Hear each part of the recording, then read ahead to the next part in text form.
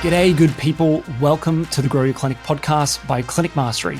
Here's what's coming up inside of this episode. This episode will be right up your alley if you're looking to support your practice manager to level up. We're diving into the tension of managing time between the front desk and the back office. And trust me, you want to hear Bec's take on how to prioritize a growing to-do list. Plus, stick around for when we talk about success measures in a PM's role. I think for a lot of practice managers, they love lists and they feel really good and they feel really accomplished once the list is complete. Let me tell you, the reality is that list is never going to be complete. I think it's actually about becoming comfortable in the tension. What are some of the key outcomes that you like to frame up for practice managers as what, quote, success looks like? We now call it role-focused time versus off the desk. It's a subtle distinction. Tell us what you're seeing and hearing, how you're helping the best clinics change the structure and how they support their reception team through coaching and mentoring. And you can only understand what needs to drive in your role and for your team and for your clinic if you totally get what's happening at the front desk. Before we dive in, today's episode is brought to you by AliClinics.com. If you're the kind of clinic owner who loves to feel organized and stay ahead of the chaos, you'll love Ali. Think of it as your digital clone. It's the single source of truth for all your clinic's policies, systems, and training. Test it for free at AliClinics.com. And in other news, applications are now open to work with us one-on-one at Clinic Mastery. If you want support to grow your clinic and bring your vision to life, just email hello@clinicmastery.com with the subject line podcast and we'll line up a time to chat. All right, let's get into the episode. It is episode 352. I'm again joined by Bec Clare, amongst many things, mum, clinic owner, and host of the Practice Leaders Program, where a community of practice managers get support to run better admin teams. How many folks are you now supporting as part of the program, Bec? We are currently sitting at around 190 practice leaders. So that makes up practice managers, operations managers, lead admin team members. So a vast array of position descriptions or titles in there. But yeah, around 190. It's awesome community. That's so good. And you can really see the peer-to-peer support that happens through the Slack channel. People sharing resources, answering questions, or here's our experience with different problems. And today we're going to be talking about getting off the front desk, navigating this practice manager dilemma of perhaps being pulled back onto the desk. What do? Do you just deal with it? How do we find more time to work more on the business? We're going to unpack that in a moment. My name is Ben Lynch, and amongst a number of different things that we do here at Clinic Mastery, we put pen to paper and created this book. It's called the Grow Your Clinic book, and it outlines the 7 core areas that you need to think about adding structure to your business and to your life so that you can sustainably grow. We call them the 7 degrees. You can get a free copy at our website, or you can get a paperback like I've got in my hand. And there's a bunch of different downloads and tools that you can get access to that are inside the book. We put a bunch of QR codes. This book was a COVID baby. So QR codes are littered throughout. You know, isn't that just like a artifact of the COVID times? It's like a stamp. Time stamp.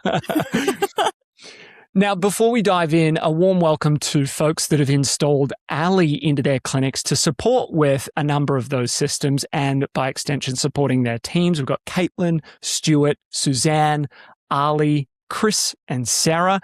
And also something a little bit different here, Bec. I'm going to acknowledge a couple of the CMT members who recently celebrated another milestone as part of the CM team, Regine, Katie, and Trav. Awesome team members that have been part of the fabric of supporting our community. Well done. Now, let's tee this up. Bec, you said, let's talk about this. How do we support practice managers on the front desk? Perhaps part of the narrative here is you have a high-performing, trustworthy receptionist admin that progresses their way into a management role because they're quite capable. But in doing so, they find themselves kind of yo-yoing between being pulled back to the front desk and then trying to get time to work on the business or all the operational stuff that the clinic owner wants them to work on.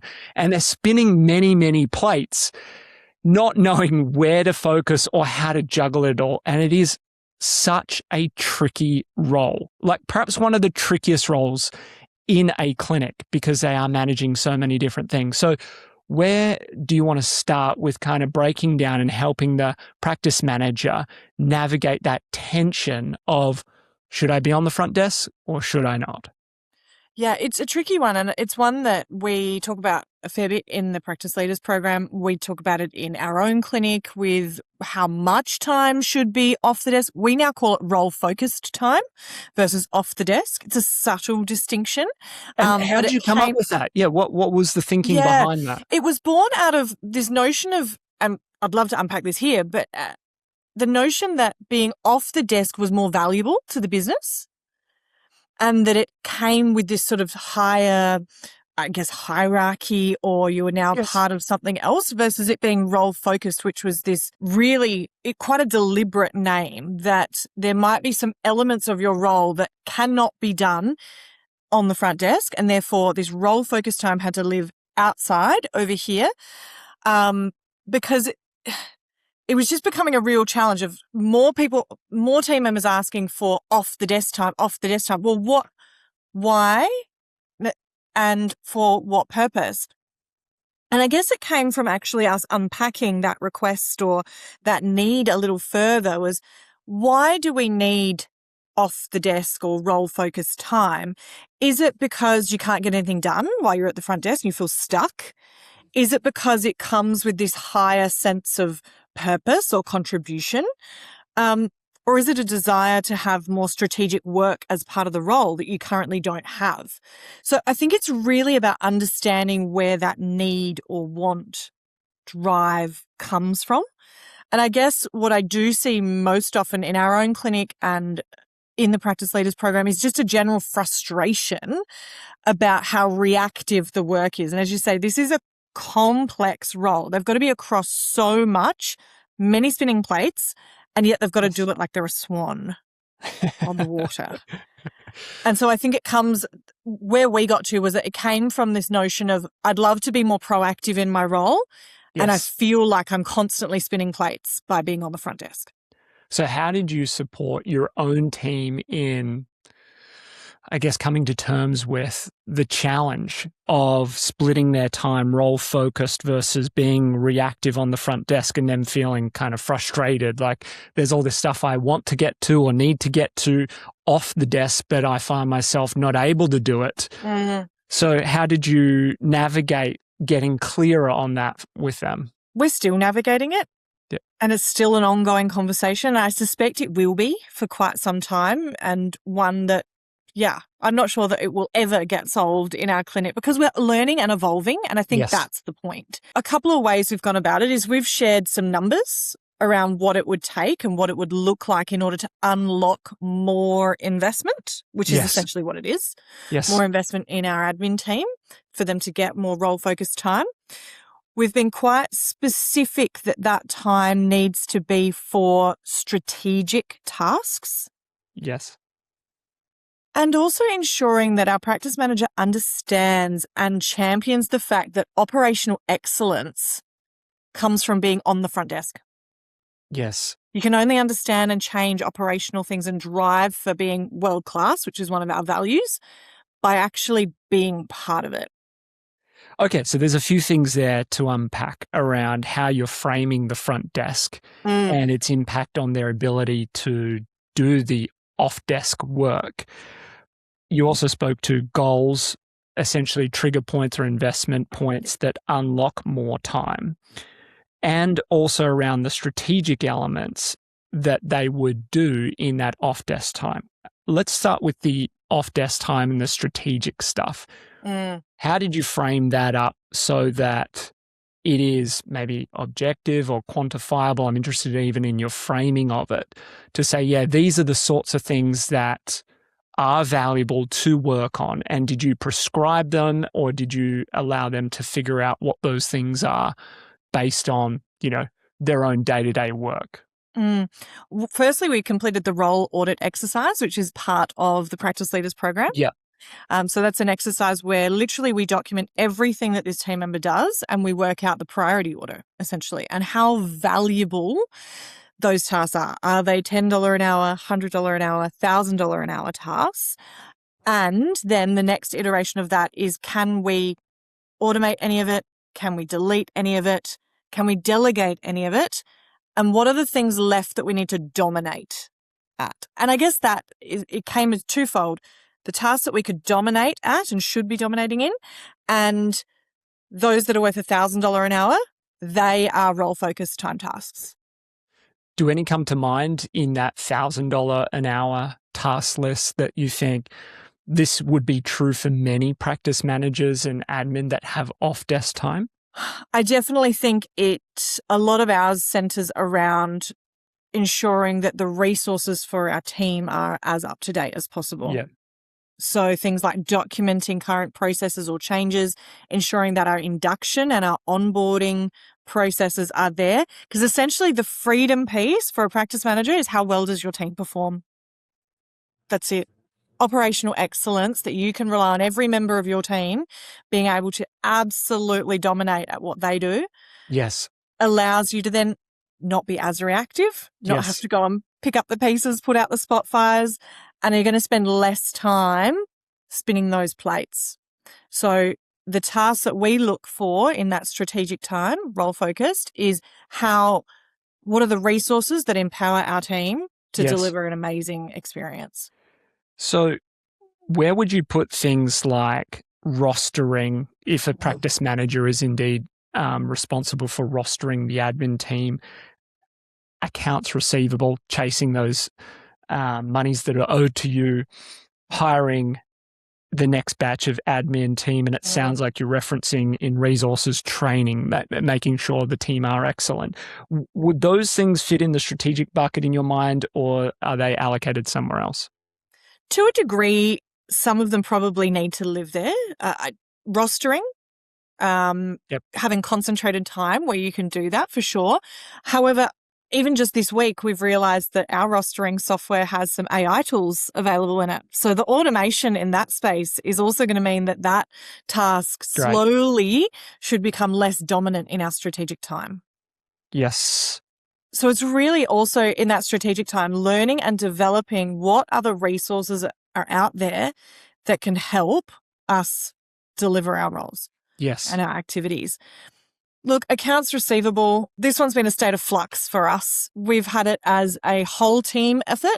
So everyone on the team needs to know how to be able to chase outstanding accounts. Yes. And even our junior team members allocated to smaller portfolios. As we've grown, that hasn't been as sustainable for us. We've now moved to a position where we've got someone purely dedicated to finance, but that's because we've carved out that strategically again. I do think for us, that was around setting goals as well. To be like, okay, once we hit this amount of revenue, we have the budget to employ someone in finance. But until that point, it's a shared responsibility. Okay. It really depends on how big your accounts receivable profile is. So it's what's going to fit your clinic, but essentially it needs to be what ROI, what return on investment. Yes. Do those strategic hours have? And we need to see that return. It's a really great point around doing the audit of what they currently do in their role and then assessing the impact of those tasks and the value of those tasks, even just directionally by the sounds. Is it $10, $100, $1,000 an hour type of work? Like, what's the consequence and impact of this? Again, say you're rostering 2 team members versus 22 team members. It's going to be meaningfully different. And we've seen some of those bigger clinics where the admin teams are quite large, that the consequences of getting rostering right or wrong, in a sense, can be tens of thousands of dollars. Absolutely. In just a little bit sort of, quote, overstaffed, people would say. Yeah. So there is a lot of context here, but that framework of what do they currently do? Let's assess the value and impact of those things. And then we're essentially saying, do we need to delete, automate, or what else did you use? Delete, automate, or refine, optimize, delegate. Yeah. So with that, you mentioned sort of like assessing domination. That was the key. Like, we're dominating this thing. We're going to choose to keep it. You're going to keep it on your task list. How do you think about, okay, what does we want you to dominate this actually mean when you say that? Firstly, that the action's done consistently. And I think that's where practice managers find their role really quite challenging, is because it's quite reactive. Therefore, having things live in regular places in the diary, as business owners, we say, oh, why don't we time block? How about we time block your role? Yes. This is a key challenge for practice managers, is the consistency of delivery. So when I say dominate, I want to know that that thing is being done routinely at whatever interval you decide, and it's a non-negotiable. Like, pretty well the clinic's got to be burning down in order for it not to happen. Yes. Right? Something's really got to be going down. Because I think also where a lot of practice managers tie their significance is that they have this notion of the more the team contact them, the more important they are. Therefore, they're involved in everything. Those strategic hours and the outcome, consistency, is about closing the door, turning off the Slack, notifications off, do the thing, and ensure that it is fully completed. It's a really good point around comms, because so often, whether you're using like Google Chat or Microsoft Teams or Slack or something like that, you can feel like you're being pulled into conversations very reactively, and it almost feels like they're urgent. How do you coach and support clinic owners and even, practice managers and your own team about deciding when to jump in or when something could wait? We unpack this quite a lot in the Practice Leaders program, because naturally we have a group and a community of people who want to help others. Yeah. And that help sometimes means that they feel like they've got to jump in all the time. And so we actually do some things around personal flow. Yes. And starting to set up communication frameworks. So for the practice managers, them carving out their strategic time as notifications are off. It's not a time to be on Slack. If you are being provided with this role-focused time, you're there to do your role and those strategic things, high-level tasks. Yes. There's plenty of other time to be back on Slack. The team will be okay without you for an hour. Okay. So we start to chip away at it at small intervals. And when practice managers actually realize that they can have their notifications off for an hour, they go, oh, okay, they managed, all right. And so it's often this turning point for them to be like, it's going to be okay. We also unpack the advice monster, because practice managers love to lean into this. They want to provide the best advice and solve the problem for everyone, which means that their team become completely reliant on them. They don't go to their Google site to look up that answer. They don't go into Ali resources to look up the answer, because, hey, the practice manager's right there and they're the fountain of all knowledge. Yeah. So they sort of create a rod for their own back. So a couple of things is small incremental notification time off. Yes. And the other is just in coaching and mentoring. So when a team member asks a question of the practice manager, the first response is, so what have you tried so far? Yeah. It allows the practice manager to pause and find out what the team member has gone and done. And it allows the team member to go, oh, they're actually expecting me to go and do something or find something before they come to them first. It's one of those frameworks that we've used before, the 1-3-1. Typically, we've used it in a practitioner context, but it's so applicable here, right? Which is a really great mental model heuristic for your team, and a kind of a rule or a principle for them to use, which is whenever there's a problem, there is a problem, what is that? Then present 3 possible solutions, or up to 3 possible solutions that you see. And then the final one is provide essentially your recommended solution of those 3. And then the practice manager or clinic owner can say, yeah, great, go ahead with it, looks good. Or maybe they can offer an alternative, but it starts to create this culture where the standards are that team members are problem solvers. They're part of solving the problem. I actually think, Ben, that's it, right? It's less of a need for practice managers to have more off the desk or role focused time.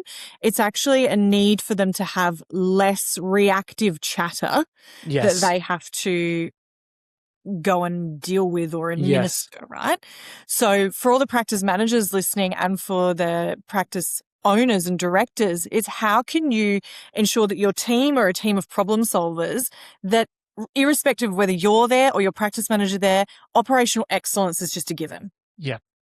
Well, this is a good tie back to, you mentioned broadly 3 points here. One was like achieving certain goals or milestones to unlock more time. The second was the front desk framing of how that's integral in helping the operational excellence. And then thirdly, the strategic time, what you actually do, which we've just gone through. So if we just come back to point 2, which is around the front desk framing, I think this is a really interesting one. And I'd love you to expand and explore this in more detail, because if I'm hearing you correctly, a lot of practice managers feel like the front desk time is some version of inferior. Lower level to the strategic time, the time, in the back office doing some other work.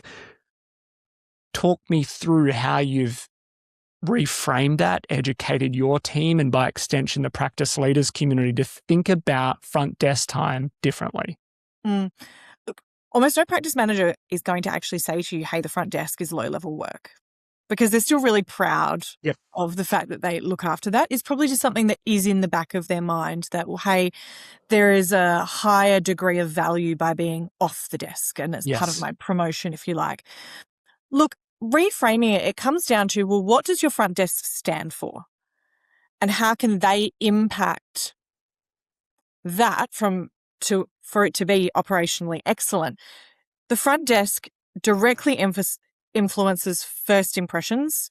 That then might result in your Google reviews, conversion of inquiries, rebooking rates, payment compliance, cash flow, and client lifetime value. Now, if all of those are operationally excellent, well, you have got a very, very nicely oiled clinic. Yeah. Okay, that's going to be working really nicely. And what I see is that practice managers potentially overlook the power of actually being part of those handful of things. To go, I want to be working on strategic direction of the clinic when this is strategic direction of the clinic. Like, our clinic doesn't exist if we can't convert inquiries into bookings. We then don't have anyone to help. What are we here for? To help our community. Yes. First impressions, it builds a brand, and it builds awareness, and it builds trust. That's strategic direction. So I think we often just overlook because they seem simple. We go, they're just not important anymore. So then what becomes the barrier? Because that makes sense. I can still hear the practice managers going, but yeah, Bec, I need to get to all this other stuff. Like, I realize it's important and I can see the impact on the clients, but I'm just not getting enough time to work on some of these other things that the clinic director's asking me to work on. How do I start to skew my week or change my week so that I can do both really well? That's been the exact conversation we've had in the clinic at the start of this year. And my response has just been, we as a clinic are quite transparent with our numbers. And for some clinic owners, that's okay. And for some, that makes them a little bit uncomfortable, or they're just not at a point where they want to do that yet. Yeah. So we just outlined the budget and said, look, here's our revenue and here's our current investment in admin. Yeah. For us to get more of that time, we need firstly for the front desk to operate more independently from you. Yes. That's going to be the first bit of unlock for you of freedom of time. And the second is, well, here's a revenue marker that's going to unlock an investment of more hours. Yes. So what are some of the actions that are on your list that are going to help drive that additional revenue? For us, it's been point of care calls and closing some loops on some cancellation scripts for our team. That's a really, that for us was low-hanging fruit that has allowed us to unlock more revenue and more investment in admin time. So we've just been really quite transparent. Hit this goal as a group. It's never the practice manager's sole responsibility to do that. Yes. But let's drive towards that as a group to unlock that for you. Just expand on point of care calls. So point of care calls are calls for clients who have our cancellation script hasn't been successful, so they have ended up cancelling. And our point of care calls are for clients who then remain on that cancellation list and haven't rebooked. So the classic, I don't have my roster, I'm sick, no, I don't know what time I want to rebook yet. So ensuring that we are able to nurture those clients, because essentially that's what it is. Yeah. Nurture those clients and find out whether they still require our care and getting them back into the diary with our practitioners. That's income we hadn't, or revenue we hadn't seen in the books. Yes. So at the moment, our calls are getting around 12 to 15% return, which is pretty good as far as I see it. You know, clients have cancelled. We've tried our best at the time to get a reschedule, and then even still getting a hold of those clients, somewhere between 12 and 15%. So we're really happy with how that's tracking. One of the impressions I get in speaking with a lot of practice managers over the last 10 years is that they put a lot of focus on their task list. And I think maybe at the expense of actually knowing what success looks like or the outcome. And I'm not saying the task list doesn't matter, because they're often the things that are driving towards the outcome. But the emphasis is much more on ticking off a list, or the fact they haven't ticked off a list, rather than how am I driving kind of your outcomes. Yeah. What are some of the important outcomes that you like to anchor so that they can structure their week and then structure their task list to prioritize effectively? They choose the high value things more often than not when the opportunity presents. So what are some of the key outcomes that you like to frame up for practice managers or practice leaders as what, quote, success looks like in their role? Yeah. For us, it comes back to some of those key actions that I spoke to from the front desk perspective. So driving cancellation rate, if it is a challenge in your clinic, equally your non-attendance rate. Yep. So ensure, and front desk has a huge amount to do with preventing non-attendance, whether that be the way that appointments are confirmed or ensuring that the client's aware of them and helping the client be enthusiastic about coming to those. Picking up on any clients who might, be vulnerable to a non-attendance.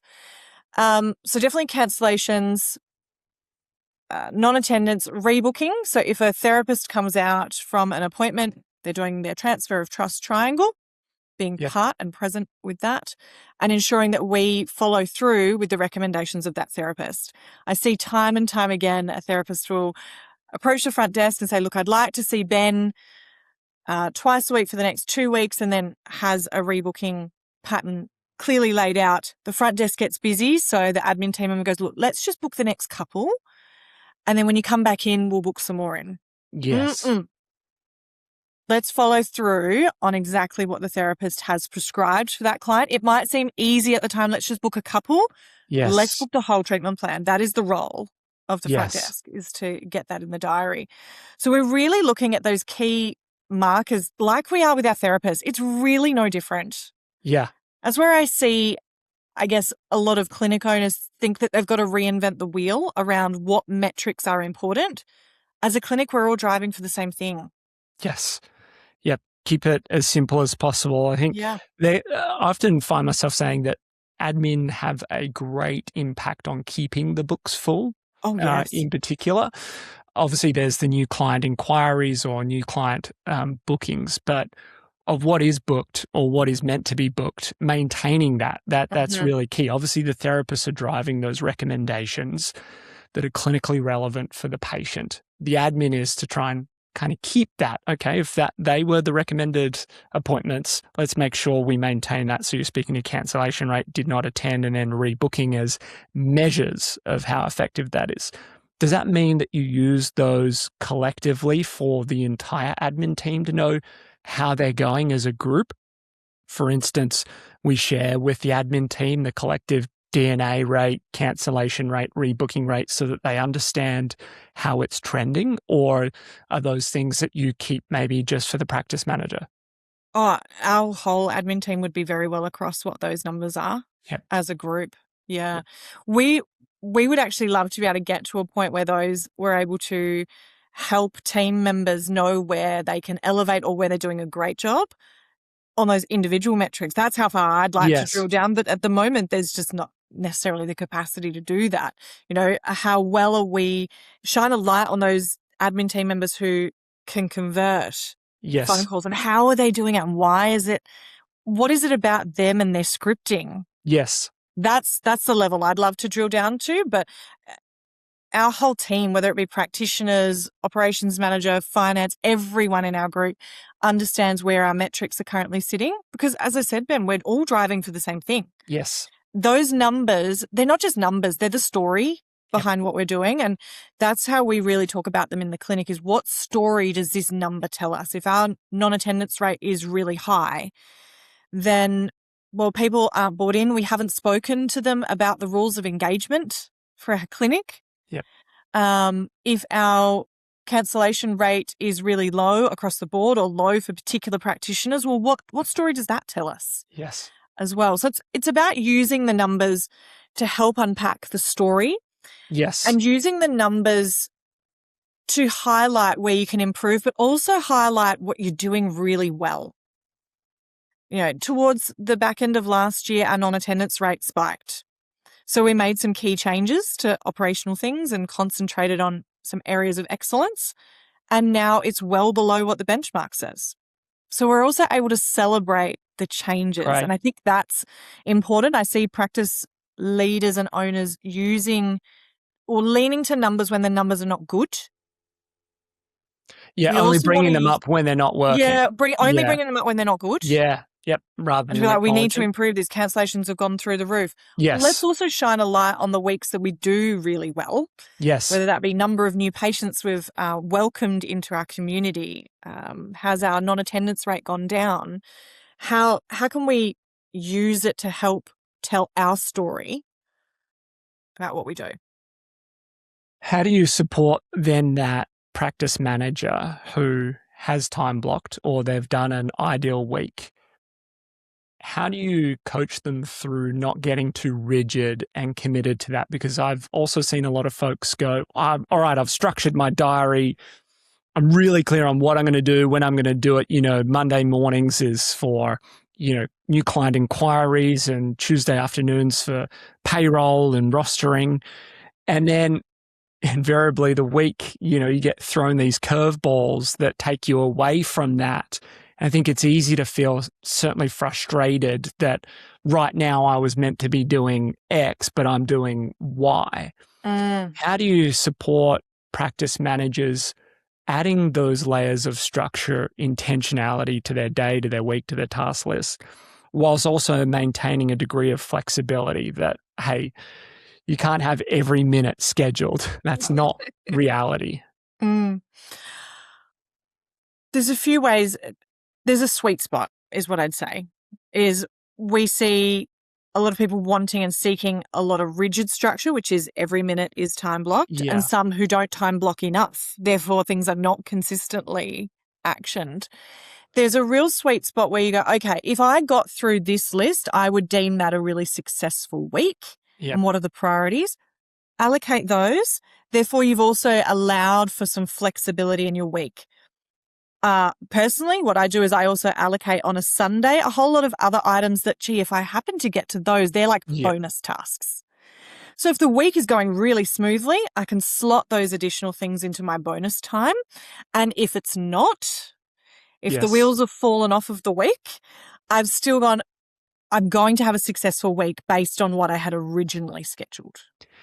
What I'm understanding here is it's kind of expectations management, in the sense that if I expected to do, 27 things this week and I got done 2, then it's going to feel pretty unsuccessful. Yeah. And some of those things perhaps absolutely need to be done. So there's always context. But one of the questions that we ask every day in our daily huddle here at CM is, what is your priority? Yeah. Not priorities, your priority, the singular, the one thing that matters most to get done today. And I've often found that when that's just really clear, you almost feel, again, coming back to expectations of like, this is the one key thing to get done. Everything else kind of feels like a bonus, an extra, a win on top of. So there's a version of how you start to balance what you're committing to, your priority, and the expectations of your day and week and how it plays out. Because I think people expect I've time blocked this day or this week to happen in a certain fashion. It doesn't. Some degree of resentment or frustration comes in. And this is an incredibly dynamic role, the practice manager. You kind of all things to all people in the clinic. It takes quite a talent, actually, and a craft to develop it. In the mix of all of that, perhaps one of the things that I see across the board in practice managers especially, but I would see this in clinic owners a lot as well, is so often they're adding and not subtracting. And so they actually create more plates to spin, which makes it even harder. And they don't actually do a stock take to figure out, actually, there's a whole bunch of stuff here that's legacy from decisions that we made or systems that we set up that maybe if we took a morning to delete it, remove it, whatever, we could actually find a lot more time moving forward. How do you spoke to this in your audit that you mentioned earlier, and the assessment of eliminate, delegate, automate, or dominate. Just talk us through how you help people through the eliminate section, because I feel like it's one of those ones that people feel is too precious to touch. I couldn't eliminate that. How do you go through that? Because that could be the key to finding and unlocking a lot more time. Absolutely. I think it comes from how regularly you complete this audit. So we recommend doing it every 6 months as a bit of a check-in. Yep. You become, the more you get the reps in, the better you become and the more ruthless you become over why are we doing that task? The question I always ask around any task is, for what purpose? How important is this? Have we outgrown that task? Have we shifted focus, which means that we just don't need to do it anymore? Yep. Can a piece of software now just do it for us? That's often where I see it's probably less so of a delete and more of an automate. Yep. That's more what I'm seeing trending more now, is the factor that we've just got so much at our disposal that can help us automate stuff that we were doing, which essentially is then deleting it off of your plate. It's a really great point. There are some incredible tools now to help with it. One of those questions, for what purpose? I love that. The other one that, to go straight to the heart of it, we've asked a few different versions of this over time, is what do you really loathe in your role right now? That's quite blunt. Another version of that is, what takes too much time in your role that you continually get frustrated, or you think, why does this take so much time to do? Or it takes so much time to do this, and if I didn't have to spend this much time, I could do something else. At least I think that prompt, that question, opens the conversation for us to say, well, do we even need this at all? Or if we stopped it, what would break? Yeah. And then maybe if we keep it, what's the streamlined or simplified version that we could do for the purpose, as you said, that we're actually trying to, achieve? And I see so many tasks on role audits, even our own in our clinic, that are just legacy. You go, okay, we've done it, but it's on the list because we've just always done it. And then when I ask a team member for what purpose, they're like, oh, because we've always done it. Yeah. Therefore it should stay. I'm like, not a good enough reason. Tell me how this impacts the drive or the goal that we've got for this quarter, this 12 months, this 120 days. And if it doesn't align with that, it's got to go. One of the great sort of things we've discussed on the pod over a period of time has been constraint-based thinking or constraint-based questions. And even if it's just a bit of an extreme exercise, if you were to look at a task list and say, okay, you have to identify the 30% of these, task list items that you would need to delete, that we could get rid of and still maintain client satisfaction, maintain, operational excellence, Even if you find, okay, we can delete 5% of it, the stress test of going to a much bigger number really forces people to think, is this absolutely necessary? Or is there a version of this that we can really simplify? So this comes back to me kind of the coaching and mentoring of admin teams. One of the key things I think practice managers have the opportunity to do is be a mentor or coach. You spoke about the advice monster for the reception team. What are you seeing in some of the best clinics that do this really well? How do the practice managers actually approach coaching or mentoring, training, supporting the receptionists on their team? Because we do it so well, typically in a therapist sense, for practitioner training and CPD and mentoring and supervision. Broadly, I don't think the same is true in an admin team sense. So tell us what you're seeing and hearing, how you're helping the best clinics change the structure in how they support their reception team through coaching and mentoring. You're so right there, Ben, in that we have a structure readily available for our practitioners. CPD's all carved out. We have this time where everyone comes together, tools down, let's elevate one another. Logistics of doing that for an admin team are really significant. You might have very part-time team members, casuals. It's sort of a little bit more fluid, if you like. What I see the best doing is creating some form of asynchronous training, whether that be their Google site. What I see the absolute very best doing now is Ali. Yeah. Ali is having their admin team go through modules in Ali. They're able to acknowledge that they've been completed. You can add some more in. You can add playlists. Personally, we've just started doing it. Massive elevation.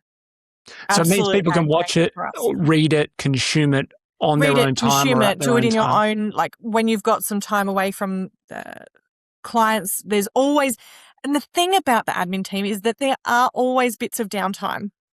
You are not a hamster on a wheel for every hour and every minute of the day that you're open as a clinic. Yes. There are little pockets, and it's about creating really concise training that can be absorbed in 3 to 5 minutes. That might be their only downtime.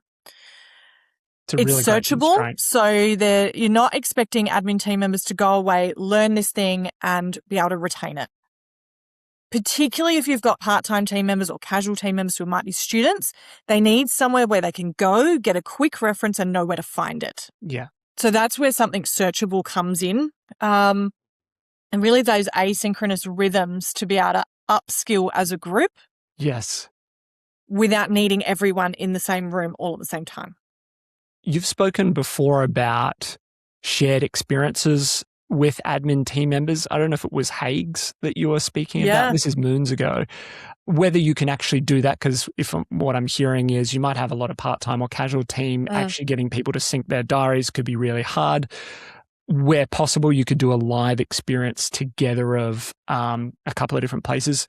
In the absence of being able to do that, perhaps just sharing experiences that they've had around, good and bad experiences so that they can unpack the standards, the operational excellence that you're talking about. Can you just elaborate on how you frame that up so that you can get this, quote, buy-in or engagement of the admin team to say, yeah, I absolutely want to be operationally excellent. Because I bet there's a bunch that are like, I'm just here to do my job, and practice managers are like, you don't know who I'm dealing with over here. So how do you get them to actually be part of that process of going, yeah, absolutely, I feel that we can do that here at our clinic? Yeah, it does. It comes from shared experiences. We actually, in our recruitment and our onboarding, we ask people to, a part of our interview questions is tell us about an amazing client experience that's not related to healthcare. And see if they can ascertain it. Why were these things important? What element of that could you bring into your role? Also tell us about a pretty ordinary experience and what would that look like in healthcare? Because sometimes it's easier for us to see the anti-value of things. A couple of other things that we do is every team member, including our admin, come on board, they get a copy of Unreasonable Hospitality. And that's part of what we do as a clinic is we read that and we elevate together and strive for that. And to your point, Ben, around, I've just spoken a lot about asynchronous training. Some shared experience is really helpful. So setting your calendar up so that your team days mean that you get as many of your admin team there as possible. Something that we've done for the last 2 years is our team days, we spend the morning together as a whole group and then we split off. Practitioners go and do some really intensive CPD together because we're multi-site, so they don't often see each other. And our admin team split off and we just do operational excellence for the afternoon. Yep. So that happens 3 times a year, and it just lights their fire again. To be like, this is what we're here to do. Let's practice it. Let's unpack some shared experiences. Maybe we'll go and do a tour of the Hakes factory as part of that. So it's still having some live component is really helpful. I mean, CM crew, we're all getting together in a couple of weeks' time, being still face-to-face while we're virtual. Yes. Intermittently is really, really nice. So in preparing for this podcast, you said perhaps this is how to get done on the front desk, even if you're a manager. Is there anything that we've missed here that's super important? Because we know how tough this role is. It is quite dynamic. It involves a lot of different things at a number of different times, from finance to systems to HR to client experience, and the juggle is real. Is there any other key things that you've helped practice managers focus on or install so that they can navigate this tension? I think it's actually about becoming comfortable in the tension. If I'm to be completely honest, there is always going to be that tension. And I think for a lot of practice managers, they love lists and they feel really good and they feel really accomplished once the list is complete. Yeah.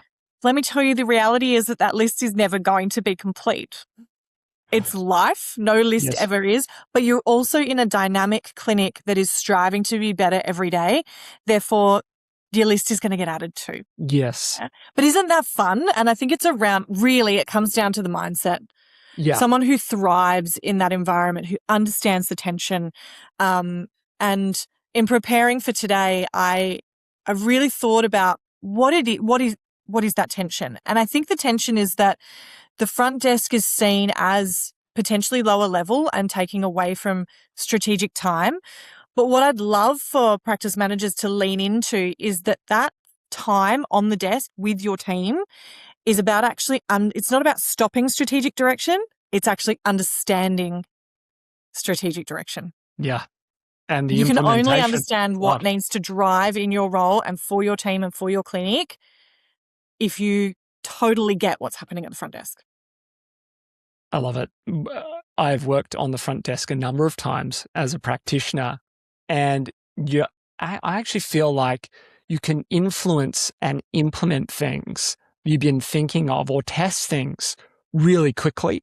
So maybe as a practice manager, you're thinking, there's some systems or changes that I might want to make in the next few weeks or next few months. But before I sort of, write up this process or policy, in the back office, I'm actually going to maybe do a bit of a test of it myself, and that will inform how I write it or formulate it. There's a great way to kind of experiment maybe before you roll out changes because a lot of admin teams there's a lot of very resistant to change, like another new thing, or you've changed this 3 times now. Mm-hmm. So what a great opportunity actually to trial some things that you're thinking of doing or rolling out for the rest of the team when you're on the front desk. Mm-hmm. So Bec, we're going to continue down this theme. There's a number of added elements to supporting practice managers as a very key role in growing clinics, so that they have the tools, resources, the references that they need to make good decisions and support their admin teams and ultimately create great client experiences. Well, we'll put a bow on this episode. Folks can head over to clinicmastery.com/podcast for all the show notes and previous episodes. And we'll be on in another week's time. Thanks so much, Bec. We'll see you soon. Bye-bye. Bye.